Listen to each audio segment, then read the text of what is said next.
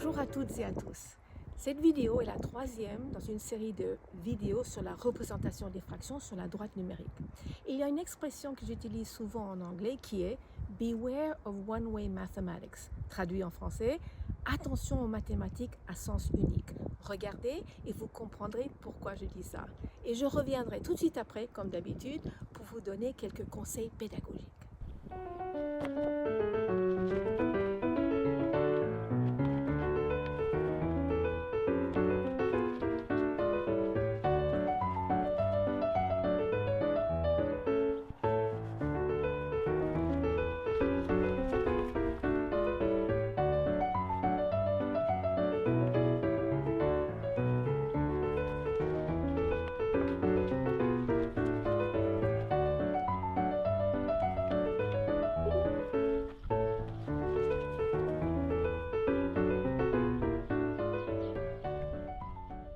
Était-ce une idée un peu originale de placer les entiers une fois qu'on a des fractions? C'est assez rare de voir cet exercice. J'espère que vous allez le faire avec vos élèves ou vos enfants à la maison, où que ce soit.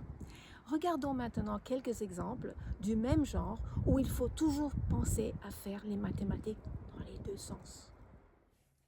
Quand on apprend à représenter les fractions sur la droite numérique, on commence par une droite avec les entiers bien indiqués. On apprend d'abord à placer les fractions entre 0 et 1, puis les fractions supérieures à 1. Dans ce que vous venez de voir, on a fait l'inverse. Savoir placer 2 entre ces deux fractions, par exemple, implique savoir l'écriture fractionnaire des unités, en septième dans ce cas. Donc, travailler les fractions dans les deux sens cultive une flexibilité mentale et une appréciation de la grandeur des fractions. Regardons comment nous pouvons cultiver ces habiletés dès le début.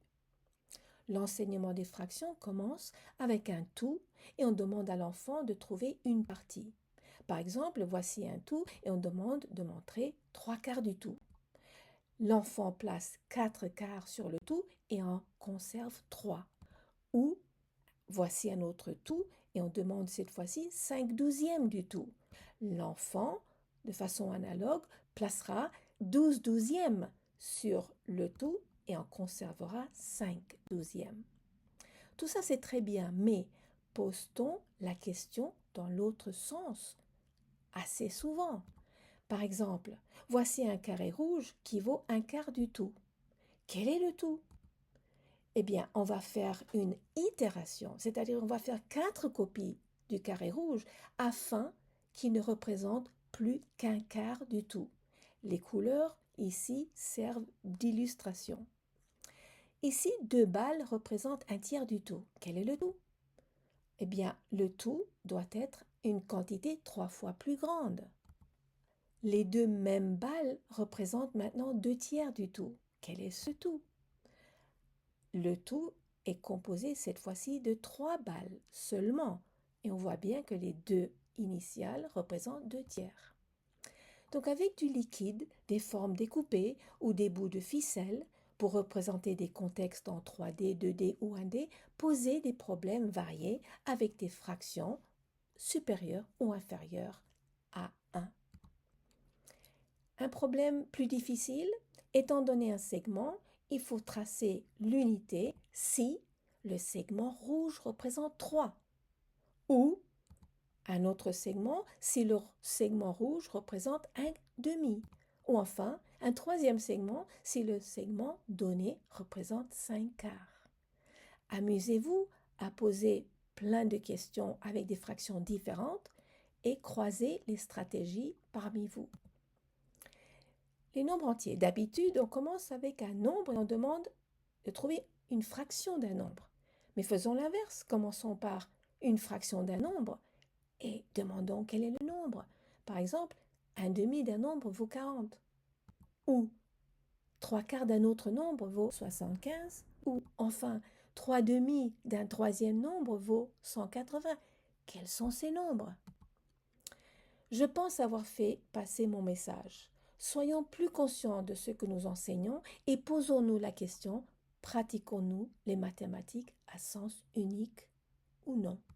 Enfin, Rappelons bien aux enfants qu'une fraction n'est pas une quantité ou un nombre plus tard, elle est une relation entre deux quantités ou deux nombres plus tard.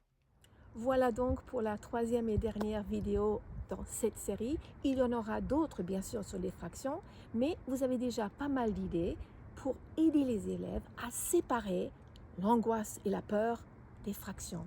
Vous avez bien vu, ça peut être ludique, ça peut être concret, ça peut être visuel, ça peut être dehors, ça peut être dedans, sur une grande droite numérique ou sur une feuille de papier.